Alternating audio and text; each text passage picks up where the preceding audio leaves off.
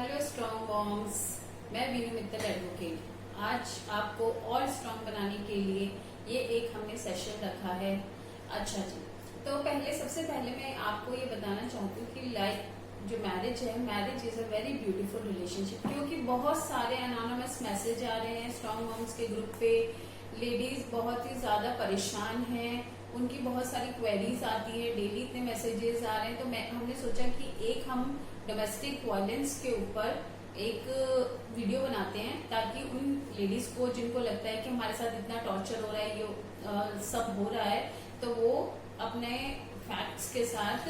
कि हमें आगे कैसे प्रोसीड करना है, और अगर उनका किसी का कोई केस चल रहा है तो हमें अपने लॉयर्स के साथ कैसे कंसल्ट करना है, तो उन्हें थोड़ा सा एक व्यू पॉइंट दे देते हैं।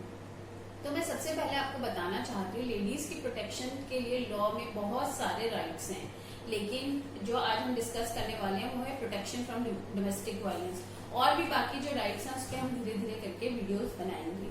तो जो सबसे पहला हमारा मेन एक्ट जो आया था, ये प्रोटेक्शन फॉर डोमेस्टिक वायलेंस, ये 2005 में आया था। इसमें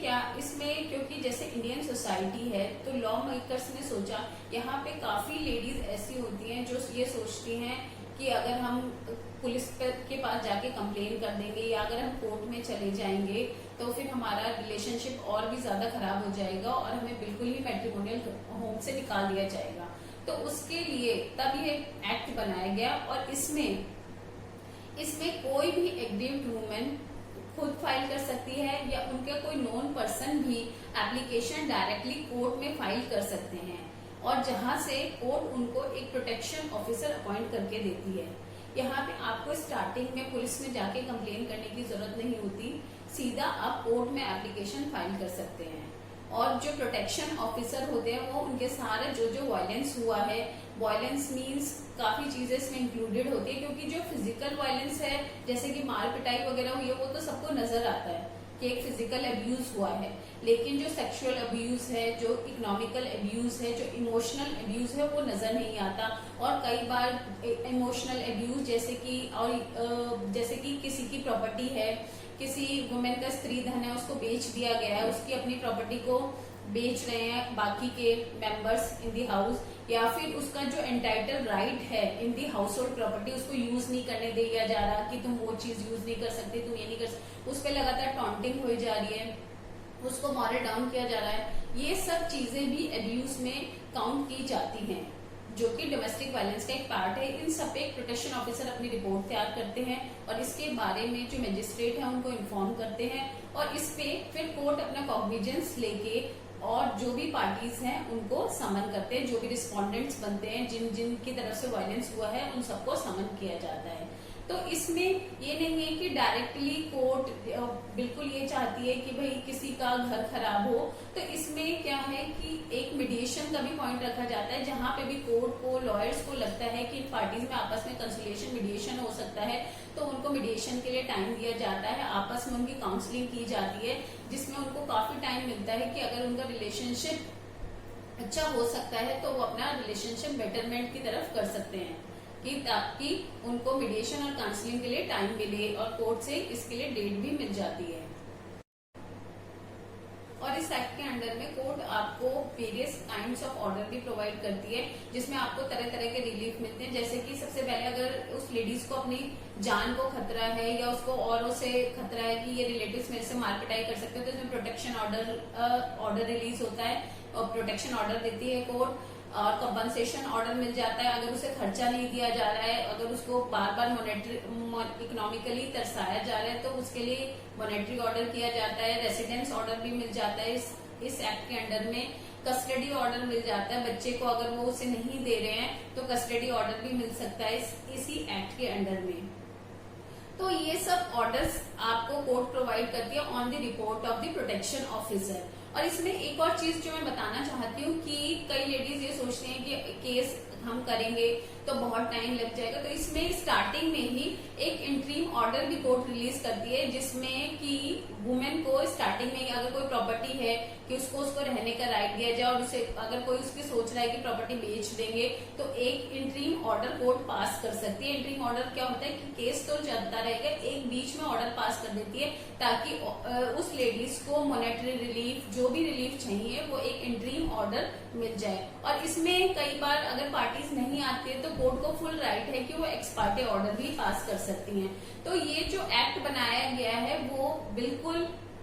for the whole sole benefit of women के लिए बना हुआ है। और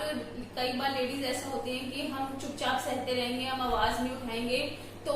इससे भी मुझे लगता है एज अ लीगल काउंसलर मुझे लगता है कि आगे चल के आपको इससे कोई फायदा नहीं होने वाला। अगर आपको इतना ज्यादा हरेसमेंट और वायलेंस हो रहा है, आपको बिल्कुल फॉर ग्रांटेड लिया जा रहा है, तो अपने आवाज उठाने के लिए, अपने राइट्स की आवाज उठाने के लिए कोई बुराई नहीं है। क्योंकि ये जो डोमेस्टिक वायलेंस है ये क्रिमिनल प्रोसीडिंग नहीं है, इसमें पनिशमेंट का प्रोविजन बहुत कम है, इसमें पनिशमेंट इतनी नहीं दी जाती। ज्यादातर जो भी रिलीफ मिलते हैं वो कंपनसेशन के फॉर्म में मिलते हैं इसमें,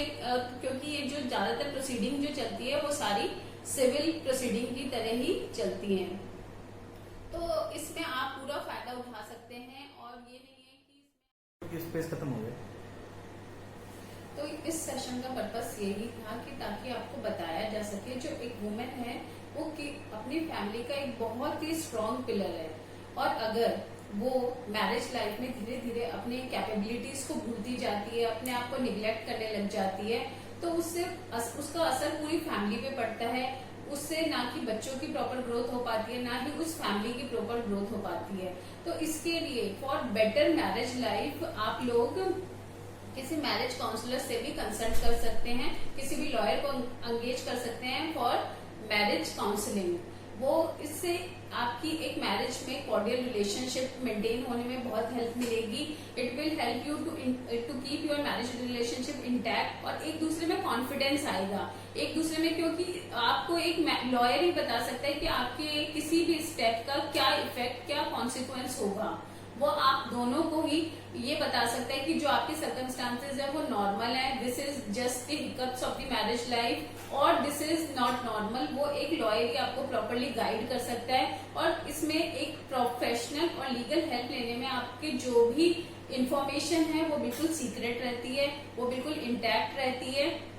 वो प्रोफेशनली हैंडल की जाती है। तो इसीलिए for your better marriage life, क्योंकि आपको पता है अगर मान लीजिए किसी को बुखार होता है, अगर वो दवाई नहीं लेगा तो वही बुखार धीरे धीरे निमोनिया भी बन सकता है, मलेरिया भी बन सकता है। तो ऐसे ही एक मैरिज है, अगर आप उसको प्रॉपरली काउंसलिंग नहीं मिलेगी, टाइम पे गाइडेंस नहीं मिलेगी, तो वो रिलेशनशिप बहुत ज्यादा स्पॉइल भी हो सकता है, और कई बार तो इतने एक्सट्रीम लेवल पर भी जा सकता है कि उसको हैंडल करना फिर बहुत मुश्किल हो जाता है। So for your cordial relation among husband and wife आपको प्रॉपर एक गाइडेंस और एक प्रोफेशनल हेल्प की जरूरत होती है, और वो आप किसी से भी ले सकते हैं, किसी भी लॉयर को एंगेज कर सकते हैं फॉर काउंसलिंग पर्पस ओनली। और अगर फिर भी अगर आपको कोर्ट में भी जा सकते हैं फॉर एनी स्पेसिफिक ऑर्डर, अगर आपको उस पर्पस के लिए चाहिए for maintaining the sweetness in your marriage.